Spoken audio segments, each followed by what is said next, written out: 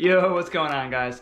Rygo here. So I'm just at home on the lake shore, and the way 2020 is lining up, I don't think I'm gonna be traveling around the world anytime soon. So I've got a new batch of videos planned out for you, and we're just gonna be filming around the Great Lakes. And living in Michigan is actually a pretty sweet place to be a kiteboarder. We've got a lot of beautiful coastline and just some really unique kite spots. We've got an RV, we've got some portable kite features, and I'm just stoked to travel around and do something different for the year. So moving on to the point, I wanted to cover what might be the most important fundamentals video I've ever done. And that is 3 tips to master kite control. And we did a video a while back, actually in this very patio with Blake about, I think like 5 tips to master kite control. And that was very beginner oriented, and for this video I wanted to take a different take on that and cover how to control your kite with the edge of your board. And it's kind of a funny thing, but in kiteboarding in the early days you had no choice. You had to control your kite with your edge, and with modern kites it's nice because we don't really have to do that anymore. But because of this, a lot of kiteboarders are really missing out on some fundamental skills on kiteboarding that are holding them back in the long run. So if you can learn these skills, you're going to ride better, you're going to learn things easier, you're going to jump higher, you're going to look better, and honestly, you're just going to have a whole lot more fun. So with all that said, let's get to it.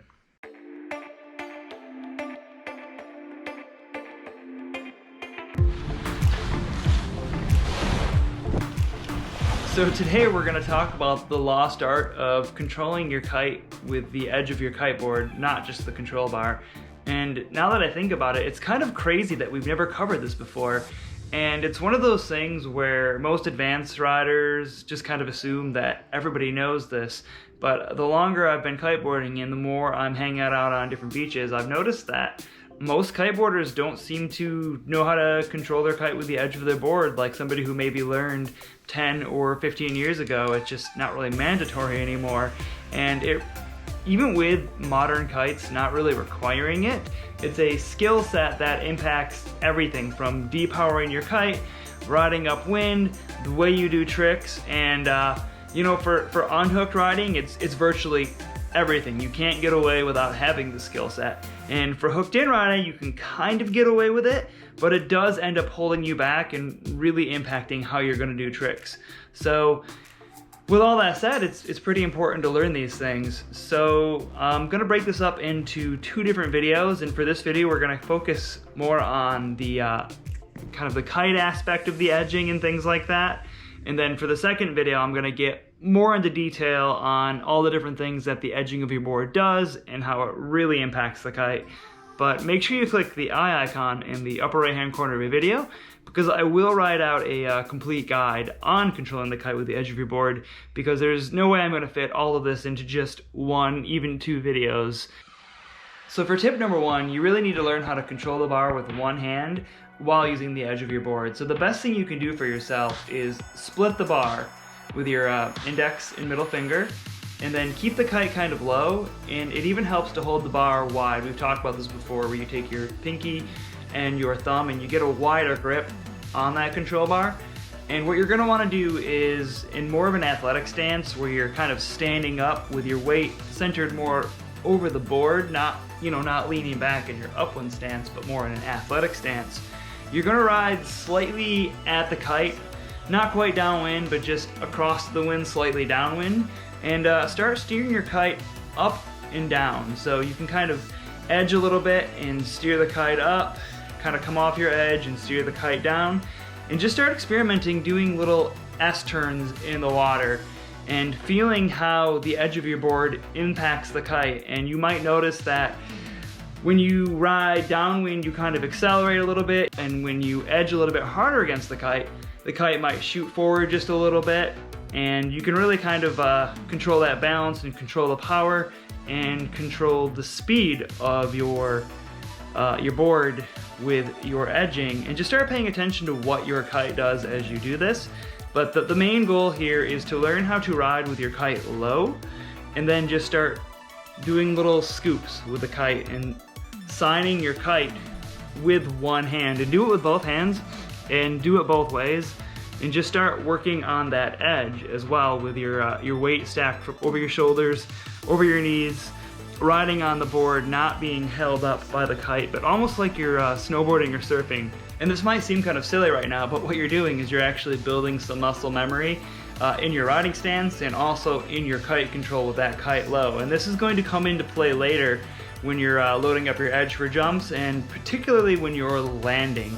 And when you land, you want to land with the kite kind of lower, pulling you forward, and you want to land more like an athletic stance, just like you would if you're dropping in on a wave or wakeboarding or snowboarding. If you're in that more athletic stance, you're going to be more balanced, you're going to have more control, and you want to get used to being able to control that kite with one hand, whether you're in the air or for those landings, so that you can ride downwind and take the power out of your kite and just have complete control over the kite. So this drill, it kind of focuses on the edging, but it's a little more of like kite control here. You're just learning how to keep the kite in front of you, redirect it with one hand, and later on as well, this is going to help when you're in the air, being able to steer that kite and feel where it is and understand what's happening with just one hand on the bar. For the second drill on this, for mastering your kite control, you're going to try to learn how to control your particular kite with your edge with minimal sheeting.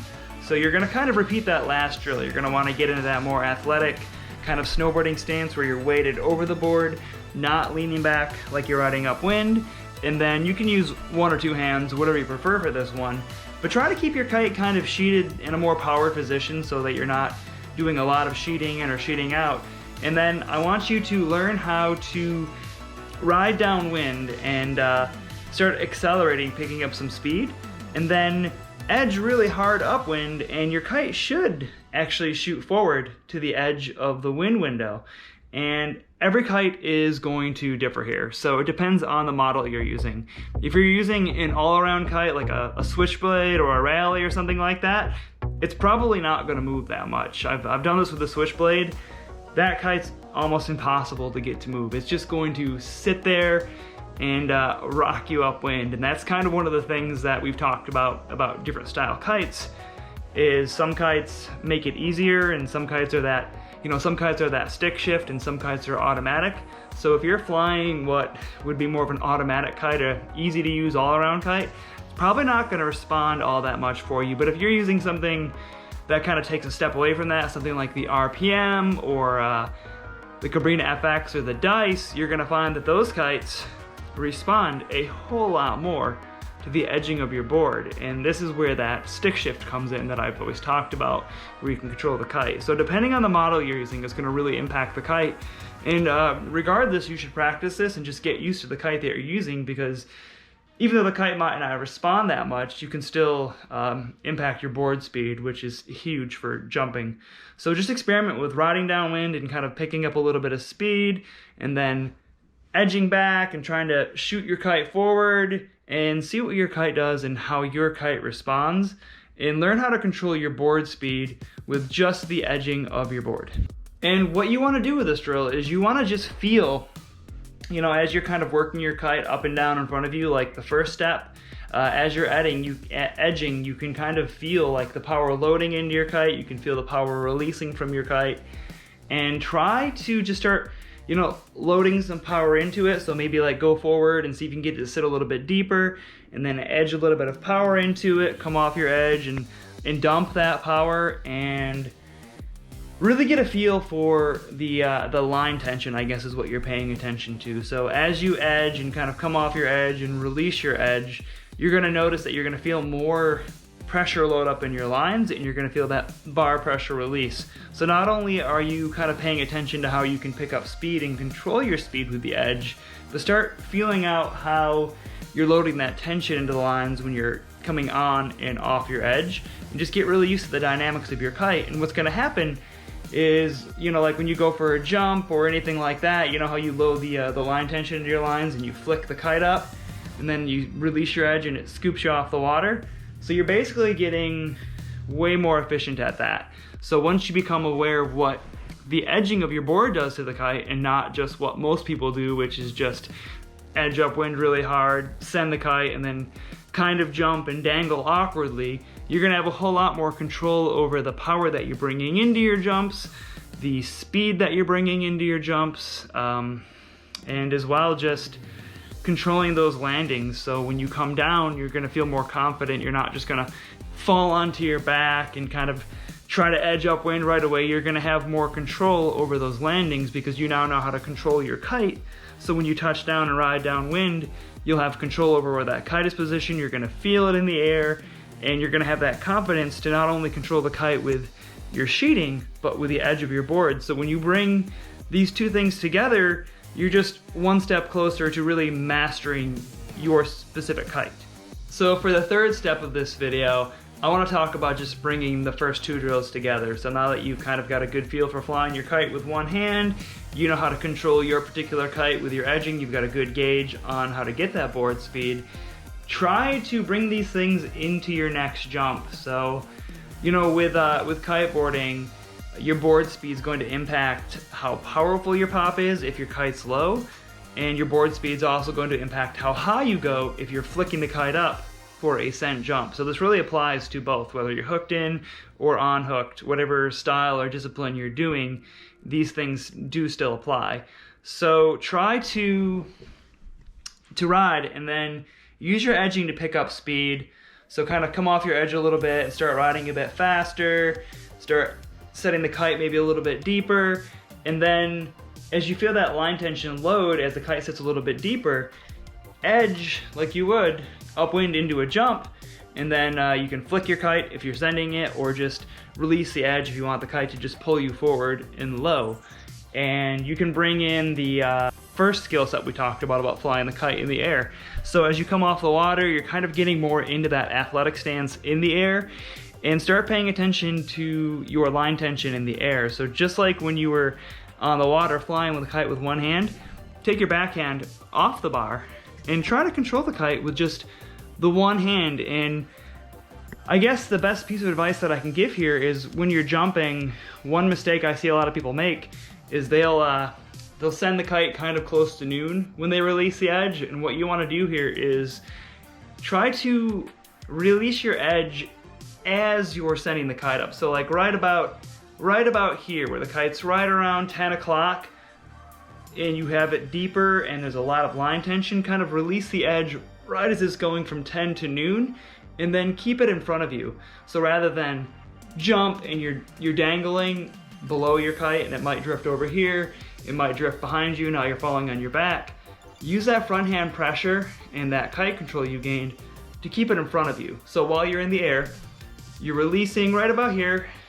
You know, the kite might come up to noon if you're sending it, but then pull it back forward so that you're getting pulled forward with the kite. So now you're in the air, you're kind of tucked into a ball, more that athletic stance you're practicing. Your kite's forward, you can feel the pressure on your front hand, and as you're going through the air, it doesn't matter if you're rolling or doing a straight jump, just keep the kite in front of you. And as you feel yourself coming down, pull on that front hand even more so it pulls you more forward. You're really going downwind, and then try to land in that athletic stance we talked about from step one. So you're landing in a squat position with your weight over your board. You're not landing in the upwind position. You're not landing with the kite holding you up. I know a lot of you out there probably go to do a trick and you kind of land on your back almost with the kite above you dangling.